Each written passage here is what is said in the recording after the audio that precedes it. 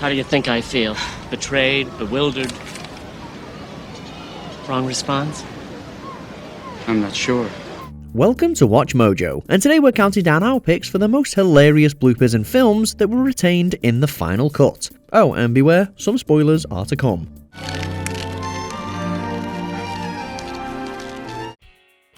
Number 20, Rich Falls, The Martian.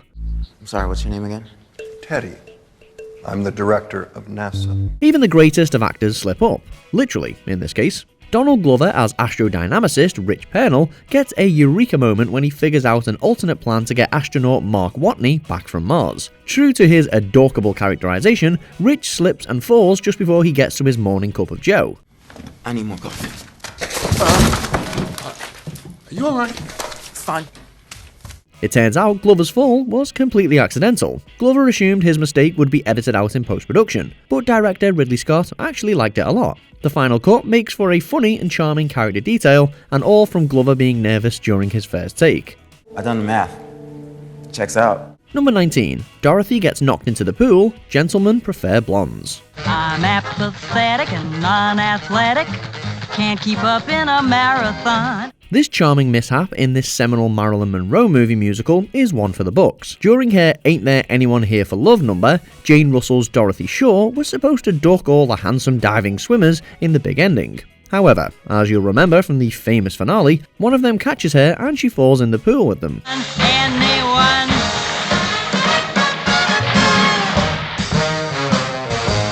While the scene was reshot, the mishap was eventually kept. Miraculously enough, it even looks kind of intentional, like a kind of cheeky send-up to Dorothy's swooning lust. Gentlemen may prefer blondes, we prefer falling brunettes. Honey, you'll hurt yourself. Number 18. Bonked in the Head, The Princess Bride. Surrender!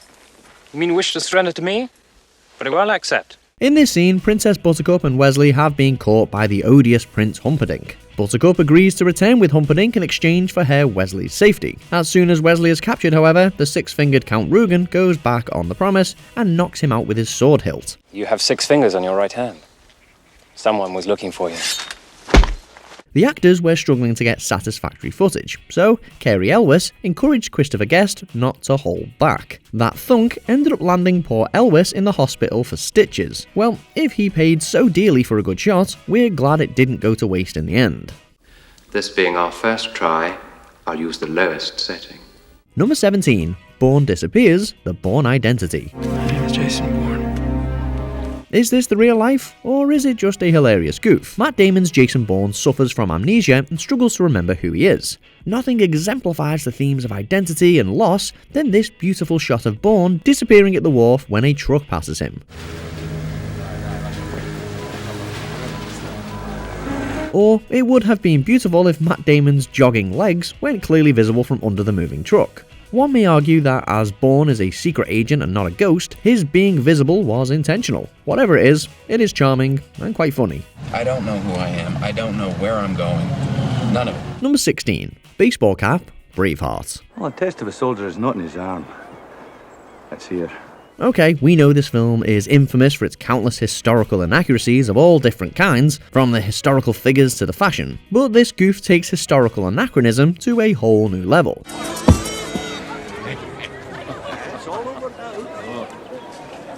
You've dropped your rock. During a rock-throwing contest between William Wallace and Hamish, one of the 13th century Scottish onlookers is briefly shown wearing a baseball cap. Like a worm.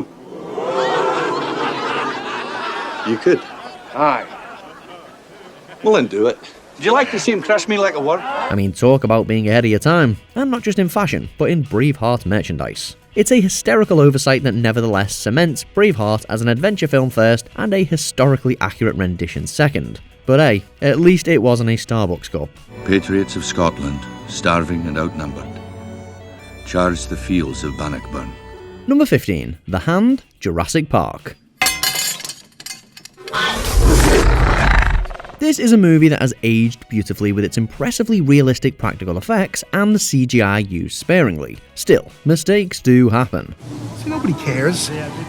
Nice hat. In this famous, harrowing scene, Tim and Lex Murphy are hiding from the raptors in the kitchen. Just when the door flies open and the dinosaur is looking around, you can see a human hand holding the tail of the animatronic raptor. is it? It's a velociraptor. Fortunately, it doesn't mar the scene or the terrifyingly convincing dinosaurs. These dinosaurs were made with metal skeletons powered by electric motors, often requiring many puppeteers to help out, so there was bound to be a slip-up somewhere. Number 14. Billy hits Stu with the phone, Scream. I like that movie. It was scary. Well, the first one was, but the rest sucked. This self-aware slasher film is a scream, alright, but at least one of the film's funniest bits turned out to be a complete accident. In the climax, it's revealed that Billy Loomis is Ghostface, with Stu as his accomplice. Yeah, you're gonna love this one. It's a scream, baby. In this scene, the phone goes back and forth between Billy and Stu, with Sydney on the other line warning she's called the police. At one point, Billy snatches up the phone and throws it at Stu in a rage. This little fury-fueled action turned out to be a complete accident, as the phone slipped off course from Skeet Ulrich's blood-soaked hand. Big props to Matthew Lillard for the smooth and hysterical recovery there. You really called the police? You missed your sorry ass, My mom and dad are gonna be so mad. Some films achieve greatness, but others have greatness thrust upon them, or thrown at them. Number 13. Cowboy Hat, Pirates of the Caribbean, The Curse of the Black Pearl. Keep a sharp eye. At the end of the first Pirates of the Caribbean, Captain Jack Sparrow escapes by falling into the sea, only to be rescued by the Black Pearl ship. Sparrow then takes command of the ship and the new crew, including this cowboy, seemingly far from home. On deck, you scabrous dogs! Hands to braces! Sparrow will at least appreciate his rootin'-tootin' shooting skills out at sea. No doubt this was a random crew member at the wrong place at the wrong time. In a film franchise filled with vanishing rum, jars of dirt, and Barbossa officiating weddings, this may be the most suspicious moment yet. Drink up, me hearties, yo-ho. Number 12. Premature earplugging, North by Northwest. This Alfred Hitchcock film already has one iconic scene under its belt, but it also features one of the most iconic bloopers in film history. I'm curious, Mr. Kaplan. In this scene, Eve Kendall shoots Cary Grant's character with blanks at the Mount Rushmore Visitor Centre to help maintain her cover. It's a surprise to the people dining all around them, to be sure, so this kid in the background must have had pretty good foresight to cover his ears before the blast. It's a very cute mistake, and we can't say we blame him for wanting to protect his hearing. No good, sir. You can't get involved in this. Number 11. Fake Baby, American Sniper. How you feel? Oh yeah, dangerous. Feeling dangerous. I mean, you would think a 21st century film would go the extra mile to have its props be at least somewhat believable. This war drama follows cowboy Chris Kyle as he rises from Texan ranch hand to US Navy sniper. The film's war scenes have been praised for their realism, so it's a little strange, if undoubtedly amusing, that one of its props should ruin that suspense of disbelief so majorly. In one domestic scene, Kyle holds an obviously fake baby. Yeah, you see, they can't wait and we can. According to a screenwriter, the first two real babies they tried to cast didn't work out, so a plastic doll was the final result. I mean, if nothing else, it's a testament to Bradley Cooper's phenomenal acting chops. He made that baby come alive. Number 10. PC Load Letter, Office Space. Why does it say paper jam when there is no paper jam? I swear to God, one of these days I just... Printers are the bane of every office's existence, but the performance of the printer in this seminal comedy was a gift from the comedy gods. As Michael Bolton talks with his co-workers Peter and Samir, the printer gives him yet another error message. The point of the exercise is that you're supposed to figure out what you would want to do. If PC load letter... Michael takes a frustrated whack at it, knocking off its feeder in the process. It turns out this reaction was totally unscripted, but boy, was it satisfying to see. Even more satisfying is when the guys finally take the underperforming printer and put it out of its misery in this justly famous scene. Rest in pieces, printer. You will not be missed. Guillotine for men. I walk around town with a frown on my face. Number 9. Spit Take, Fast and Furious 6. That's gotta be awkward. But sexy as hell. Some unscripted reactions are the best of all. In this ending scene at the family cookout, Tyrese Gibson's Roman Pierce makes a joke at Luke Hobbs' expense, prompting the latter to deliver the quick comeback. Hey Mia, you better hide your baby or... I'm just playing. You better hide that big ass forehead. I was just joking. The ad-lib reactions from both Ludacris and Gibson are just perfection, with Ludacris's spit take in particular definitely being one for the books. The resulting scene was deemed so funny that the filmmakers decided to keep it in, and we definitely approve. If there's anything certain about this franchise, it's that The Rock can cook. Till next time. Number 8. Over by the Bed, Titanic. Jack, I want you to draw me like one of your French girls. Freud would have a field day with this one. Unfortunately for him, this line was in fact a flubbed one. Titanic's famous painting scene began with a flustered Jack telling an undressed Rose to lie on the bed, before quickly correcting himself. Over on the bed, the couch. This was in fact a mistake by DiCaprio. The original line of dialogue said the location correctly the first time. It's delivered so naturally though, and adds just the right note of humour to the scene that it was kept in the final cut. We guess art imitates life, imitates art. Thank you. Number 7. Gandalf hits his head, The Lord of the Rings, The Fellowship of the Ring. Gandalf? Bilbo Baggins. Dear Gandalf! Sir Ian McKellen is a Shakespearean trained actor, and nothing shows this better than when he played a powerful wizard hitting his head on Bilbo Baggins' ceiling.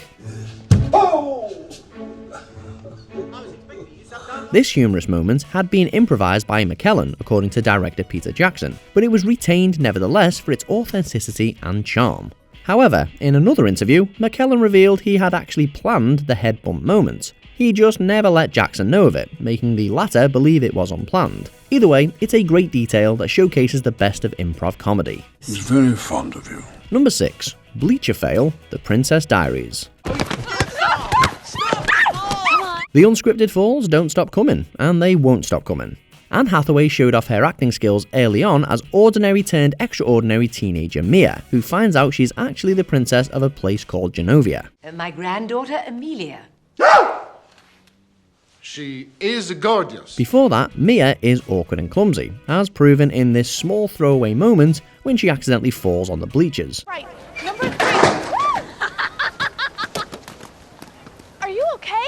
Hathaway must have really embodied her character because it turns out this was all her. Apparently, it had rained the day before and the steps were still wet. Hathaway recovered smoothly and, honestly, the slip works in this scene's favour, adding some levity and serving as a reminder to the audience that Mia really hasn't changed all that much. Go, it's going, go, go, go, go, go, go. You do it, go. Oh, yeah! Number 5. Arman Slips, The Birdcage. Val's fiancée is coming tonight with her parents. And we thought it'd be better if you weren't here. In this seminal comedy, Williams played harried drag club owner Armand as he prepares to receive his son Val's future in-laws. The problem is, they are ultra-conservatives. My husband? Extremely honored. You have a very forceful handshake, Mr. Coleman. Well, you have to in Greece. Cue comedy gold as Armand tries in his panic to straighten his household, with extra emphasis on the straight. In this famous kitchen scene, Armand takes a small tumble mid-sentence. Shut up! It's okay. We're all right. It's fine. Just shut up, goddammit. It's all right. Stop crying. It turns out that Williams really did slip, and if you look carefully, you can tell he and his co-stars almost break. What are you standing there for? Go! Go! She'll be here in a minute. Go! Like the pro he is, however, Williams rolled with the punches, or rather the floor, and earned some extra laughs from viewers. My dear One kiss, child. darling. Armand, I'm only going to the bathroom. We'll all go. Oh, well, I think you're all crazy. Number 4. Farting lineup, The Usual Suspects. Do your friend a favor. Tell him to keep quiet. Line up The Usual Suspects. 5 suspected criminals are made to come forward and recite a line. After suspect number 2's performance, we were already gone. But so was Benicio del Toro as Fred Fenster, apparently.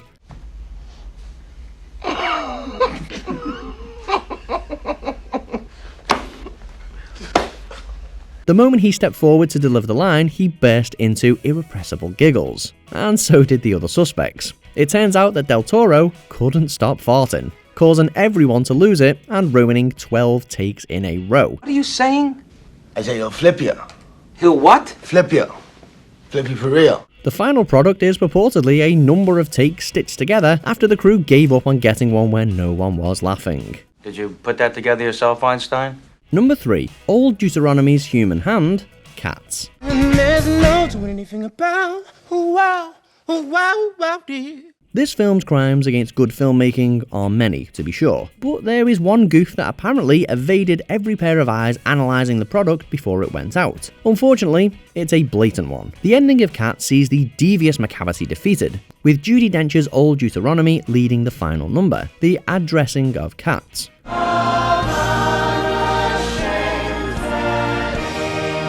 Before she does, however, the camera zooms in on Dench's very human hand on her otherwise CGI body. Bow, and taking off your hat. Perhaps we were lucky to have been spared even more uncanny valley CGI, but this detail does make for the cherry on top of an already disastrous cake. Number 2. Stormtrooper Bonk, Star Wars Episode 4, A New Hope. Everything's perfectly all right now. We're fine. We're all fine here now. Thank you. How are you? One of the most beloved bloopers that were left in is yet another head bump. As Luke, Han and Chewbacca disguise themselves as stormtroopers to rescue Princess Leia, actual stormtroopers are on the move to stop them. Or at least 3 of them are, as one of them bumps his head against the ceiling. Take over. Need to him. This was an accident on the actor's part, although which actor it was has still not been definitely confirmed. Either way, Luke must have been right about not being able to see in those helmets. I can't see a thing in this helmet. Before we continue, be sure to subscribe to our channel and ring the bell to get notified about our latest videos. You have the option to be notified for occasional videos or all of them. If you're on your phone, make sure you go into your settings and switch on notifications. Number 1. I'm walking here, Midnight Cowboy. What am I dragging my bum leg around town for, you know? Disclaimer, there's some differing accounts about what actually went down here, but the quote is just too legendary to exclude from our list. From Dustin Hoffman himself, the story goes that when filming this scene, the set was left open and a real taxicab almost hit the actors, prompting Hoffman to shout his famous line. Hey, I'm walking here! I'm walking here! Up yours, you son of a bitch! Jerome Hellman, on the other hand, has claimed that the whole thing was actually in the script. Either way, the scene came out impeccably, a comically realistic moment that exemplifies the film's themes of dignity and demanding respect. Hey, Brucey, hang in there, baby. So, which other funny movie mistakes have you noticed? Let us know in the comments down below. Physic, Chucky's memory.